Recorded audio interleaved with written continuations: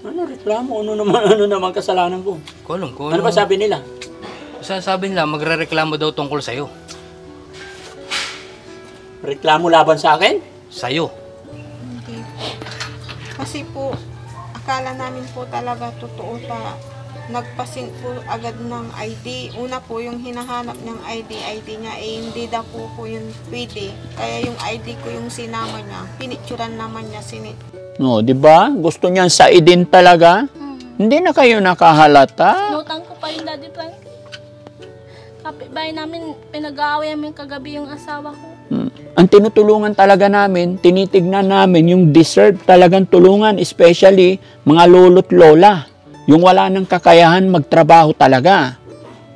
At saka kami mismo personally pupunta sa bahay ng tutulungan, titignan namin.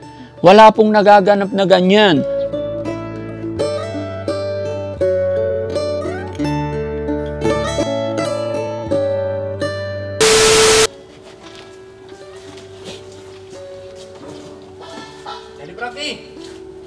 Daddy Frankie! May mga tao sa labas. Bakit? May irereklamo ka daw. Ha? May magre-reklamo sa'yo. Bakit? Anong kasalanan ko? Hindi ko alam. Yan dun eh. Ilan sila? 2. Ano reklamo? Ano naman kasalanan ko? Kulong ko. Ano ba sabi nila? Sabi nila, magre-reklamo daw tungkol sa'yo. Reklamo laban sa akin? Sa'yo.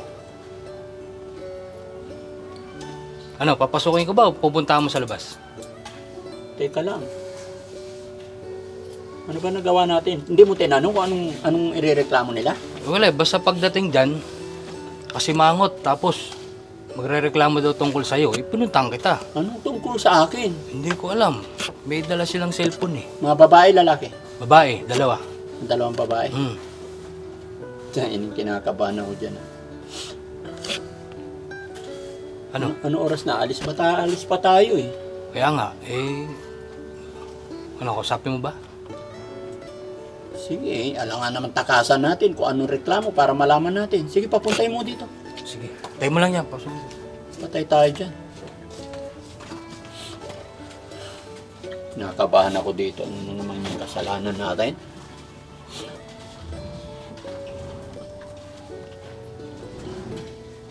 Pasok kayo eh.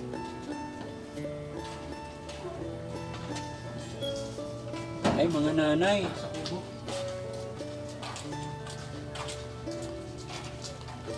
Sila, Daddy Frankie. Daddy Frankie, magdireklamo po ako. Sa Ano? yung scam po. Ano? Magdireklamo po ako sa inyo. Magre-reklamo ka? Opo. Ano reklamo mo? Yung in-scam po ako sa yung picture na yung nagpa-G kasi ako. Kanino ka nagpa-Gcash? Yung pangalan niyo po. Sabi niya kasi magre-reklamo eh. Sabi mo, reklamo laban sa akin eh. Kinabahan din ako, kaya pinuntang kita. Taga saan ba kayo? Sa Palong po. Palong? Opo. Malayo ba yung Palong dito? Hindi, malapit lang po. Ilang taon ka na po? 19 po. 19. Opo. Bakit dalawa kayo? Kasama Hindi ko rin po. po ako eh, yung ID ko po, pinicturan niya, sinit niya po doon sa kausap niya po kahapon. Palong ka rin. Opo, makapatid. Ilang taon ka na, ma'am? 26 po. Ikaw, ma'am? 19 po. So, ang reklamo nyo, na-scam kayo. Opo. Hindi si Daddy Frankie irereklamo nyo. Hindi po. Hindi. Okay, maganda yung nagkakalimutan. Tara, tuloy kayo dito. Upo kayo. Kala ko, ano na. Nandito po yung ano yung pinagi. Upo kayo, upo kayo. May asawa ka na ba? Opo. Pinapagalitan pa ako. Sabi niya tanga-tanga ako. Oo nga, bakit? Inutang ako ng pampano ko tapos sinabi na ibibigay yung 100,000. Sabi ng asawa mo, tanga-tanga ka. Oo. Tandi ako pa nagtatanong sa kanya pag totoo yun daw. Ha? Hindi pa ako nagtatanong sa kanya. Pinadala niya po agad yung pera na sinabi ng... Paniwala naman ako. Tapat is just dinamay pa. Pati Diyos dinamay. Sige, ganito yan. Paano nga ba nangyari? Bakit kayo na-scam? Paano nagsimula? Tumawag po. Tumawag? Sinong tumawag? Sa kanya po. Hindi, sinong tumawag sa inyo? Yung nagpadala po namin. Yung pinagpadala nyo? Opo. Sabi niya, Sino daw yon? yung ito yung... Kaya nga. Sabi niya po si Daddy Frankie daw, kaya naniwala siya po agad. Kaya nagpuntang bayan agad. pinadalahan po yung sinabi. Kaya paano yung sinabi niya sa'yo at napaniwala ka kaagad? Ano ang sinabi niya? Sabi niya, ipapadala yung 100,000 kasi panalo daw ako nang napili. Nanalo ka sa? Ako po nang napili niya daw eh. Nanalo ka? Opo. Naniwala ka naman na nanalo ka? Oo. Pero ang tanong ko sa'yo, paano ka mananalo? Saan ka sumali? May sinalihan ka ba? Wala.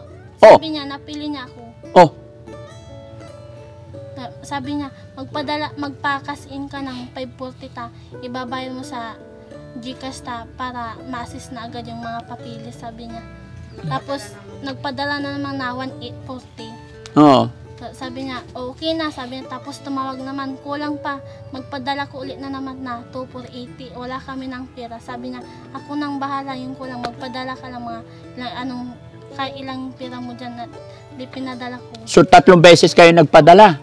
So, una, pangalawa, hindi pa kayo nakahalata. Hindi pa po. Dinamay pa si Jesus. Sabi niya, pag naibibigay yun, pag opera ko, pupuntahan kayo pa sa bahay. Pupuntahan niya kayo. Opo. Nanonood ba kayo kay Daddy Frankie? Opo. Hindi nga. Sigurado ka? Yung ito ay, nagdownload ako. Itong Facebook. Oh. Anong pangalan? Daddy's Frankie Vlog. Yun mga kababayan, Daddy's Frankie Vlog. Napagalitan po ako na yung asawa ko, nag-aaway kami kagabi. Mga kababayan, Daddy's Frankie Vlog, hindi po ako yan. Fake account po yan. Kung totoong nanonood po kayo, ang followers po ni Daddy Frankie sa ngayon is 5 million na po. At hindi po Daddy's Frankie Vlog. At lagi kong ipinapaalala sa inyo mga kababayan, lagi kong nire-remind, kung nanonood po kayo sa akin, lagi kong sinasabi, si Daddy Frankie, ano't ano man na itutulong ko, ibibigay ko sa mga kababayan natin na kailangan ng tulong, walang processing fee. Ni minsan po, hindi po ako nanghingi in any amount, kahit anong kapalit, mapa 100, 200, in any amount, hindi po ako nanghihingi. No? Kaya mga kababayan, mag-iingat po kayo. Itong, yung Daddy's Frankie Vlog na yan, i-report nyo yan. At lagi kong sinasabi sa inyo mga kababayan, kung mayroong magme-message sa inyo, i-video call ninyo po. Kailangan makita nyo yung kausap ninyo kung si Daddy Frankie mismo, yung mukha niyang yan. No? Once na hindi nagpakita ng mukha, ibig sabihin, scammer yan. Nagtatago, ayaw magpakita ng mukha. Huwag kayong maniniwala. Sabi niya pa sa akin, baka hindi mo gagamitan sa pampa-opera, pupunta kami dyan. Niniram ko pa yung pera sa kapitbahay namin. So magkano lahat na ibigay nyo? May 3,000. 3,000. Inutang ko pa yun. Napaniwala naman ako. Sabi niya, dinamay pa si Jesus. Paano niya dinamay si Jesus? Baka hindi mo nakikita ka ni God. Sabi Oh. niya. Hindi ayaw niya na magpatawag na ma'am. Ate na lang, sabi niya. Nandito yung yung record. Sige, record. Pinapagalitan pa ko yung asawa ko. Ha? Pinapagalitan pa yung asawa ko. Pinapagalitan yung... So, ganito, magsisend po ako sa inyo ng control number po ngayon. So, ipapa-inform ko lang po na bago ko ito i-forward, kailangan muna natin ito i-activate yung control number para pagdating po sa loob ng Palawan, makita po ng dealer kung magkano po yung laman po ng laman po ng control number po ninyo. Sige, stop So, na. sad to say po, may activation charge po para Ayan, di ba? Pero si Daddy Frankie kilala mo. Opo. Naririnig mo. Opo, yung Facebook ng Yung boses niya, babae. Tapos sinabi ko yung lalaki, yung sabi ko sa kanya, pa-open na yung camera mo. Hindi na magagaling yung sponsor ko, sabi niya. Di ba? Sabi niya. Yun na yun. Hindi na dapat kayo naniwala, ayaw magpakita ng mukha. Pinapagalipan pa yung asawa ko, nag-away kami kagabi. Kailan nangyari yan? Kahapon po. Kahapon lang. Opo. Pero alam nyo yung bahay ni Daddy Frankie. Nagtanong-tanong kami po. Nagtanong-tanong kayo. Opo. Ang bilis nyo namang mapaniwala. Oo, nutang ko pa yun. Matanong lang kita, nakapag-aral ka ba, te? Po. Ano natapos mo? To the 6 po. Grade 6. Pero may mga gadgets kayo, di ba? Hindi pa ba kayo naka-encounter ng mga ganyang mga... Hindi ba kayo na-alert sa be aware sa mga scammer, mga fake account. Opo. Napaniwala naman po Daddy Frankie sinabi niya, hindi totoo daw yun. Tapos magpakasiin ka ng 540, sabi niya, babayadan ako na mag-assist sa mga papilis, sabi niya. Oo, di ba? Kung At talagang ate ko, dinamay pa yung ID niya. ate mo yan, Opo. magkapatid kayo, wala man lang nakaramdam sa inyo, nakakutob. Hindi. Kasi po, akala namin po talaga totoo nagpasin po agad ng ID. Una po, yung hinahanap niyang ID niya, hindi daw po yun pwede. Kaya yung ID ko yung sinama niya, pinicturan naman niya, sinit niya. Tsaka sinabi niya po, punta na lang kayo sa Palawan, doon nyo na lang kukunin yung pera, basta ipadala nyo yung 540 cash in po, sabi niya. Nagpadala naman po siya agad. Tapos nung pagkadating namin po sa bayan, ma'am, nandito na po kami, sabi ko sa bayan. O sige, wag muna kayong pumasok. Magagalit yung Magagalit No, yung guard. hindi kayo papapasukin talaga, inuuto lang kayo kasi once na pumasok kayo dun. Hindi naman po kami agad pumasok nung sabi nang magpadala ka ulit, ma'am, sabi niya sa kanya. Nagpadala ulit po siya ng 1,840. Nako. Tapos yung huli na, magpapadala na naman na Hinihingian 2,480. naman po siya ng 2,400. Wala na akong pera, pinaapano ko na yung cellphone ko pag... Wala na kaming pera, ma'am, sabi niya. Oh. Po. Nandito lang po yung pera na hawak namin yung 200, panggas lang namin po yun. Sabi niya naman sa kanya, ipadala mo na. Ayan, para Ako nang ma-process bahala. na yung papilis niyo. Sabi. Ay, babalik Pinadala niya na naman niya si yung ID. Daddy Frankie, sabi niya. No, di ba? Gusto niyan sa idin talaga. Hindi na kayo nakahalata. Notang ko pa yung Daddy Frankie. Kapitbahay namin, pinag-aaway namin kagabi yung asawa ko. Yung nagpautang sa'yo, hindi rin nakahalata. Hindi po. Pero kinuwento mo sa kanya. O yung karating namin. Tapos sabi niya, huwag niyong ipagyabang na baka hold upin kayo dyan sa bayan. Sabi niya pa. Sino nagsabi? Yung nagpadalan ko. Ano ba yan? Hindi ako makapaniwala na sa ganun-ganun lang napapaniwala nila kayo. Kasi lagi kong sinasabi yan. 'Di ba? Ang tutulong na wala nang hihinging kapalit, mga processing fee. At saka kami po, hindi namin idadaan, lalong-lalong mag-isip kayo. Sa halagang 100,000, ipagkakatiwala ba namin yan na ibibigay? No? Na hindi namin makikita yung bibigyan? No. At saka hindi po ako ganun kalaking company. Ang tinutulungan talaga namin, tinitignan namin yung deserve talagang tulungan, especially mga lolo't lola. Yung wala ng kakayahan magtrabaho talaga. At saka kami mismo personally pupunta sa bahay ng tutulungan, titignan namin. Wala pong nagaganap na ganyan. No? Kakatapos ko lang kasi nga disgrasya yung 2024. Ito yung sugat ko. Ay, oh. Tapos natanggal yung isang dariri pa. Kakatapos ko lang na-disgrasya. Nadisgrasya ka sa? Nalsyan po. Anong disgrasya? Sasakyan po ng Motor? Opo. Tinabuan ng daw yung, sabi ng driver namin, tumakbo daw yung van nakaano sa amin. Lapitin kayo ng disgrasya, mag-iingat kayo. Opo. No? Huwag kayong magtitiwala sa mga Tapos tawag-tawag. napaniwala naman ko, magpapagamot ako sana. May pekos ako sa matris. May sis ako sa tiyan. Scammer. Scammer. Scammer talaga mga kababayan. Yun na lagi kong paalala sa inyo. Si Daddy Frankie po, maliit lang po yan na kumbaga, hindi po kami big company. Bagamat maliit lang po, ginagawa lang namin yung best namin para makatulong. Pero mag-ingat po tayo dahil marami talaga mapagsamantala. Gagamitin talaga nila yung pangalan ko. Itatype lang naman yung pangalan eh. Paniwala naman ako yung picture nyo tapos yung vlog nyo nandoon. O diba, kahit kaninong picture pwede kong gamitin para gumawa ng profile. Pero ang hindi nila madadaya dyan, dahil nag-uusap kayo, nagko-communicate kayo about cellphone, i-video call nyo kung talagang si Daddy Frankie. Kung talagang nanonood din kayo kay Daddy Frankie, hindi na po nila madadaya yung mukha ko. Diba? So, paano yan? Utang nyo pa. Opo, sinisingil kami namin. Yung kapitbahay namin nagagalit sa akin. Tapos yung asawa ko, nag-away kami kagabing, tanga-tanga mo. Sabi niya, magpapahirap ako, nagtatrabaho ang tanga-tanga mo. Anong trabaho ng asawa mo? Nag-ano, istra na sa bukid. Ilan na anak mo? Wala pa, tanda ako magka-dirigat, may sakit ako. Si ate naman? Dalawa. Single mother po. Naku, paano to? Kaawa naman yung mga ganito. Kaya mga kababayan, pakishare po tong videos na to para... Hindi na naawa sa amin, mahirap hanapin yung pera. Oo. Para ma-alert at mapaalalahanan pa natin tong mga ibang mga kababayan natin.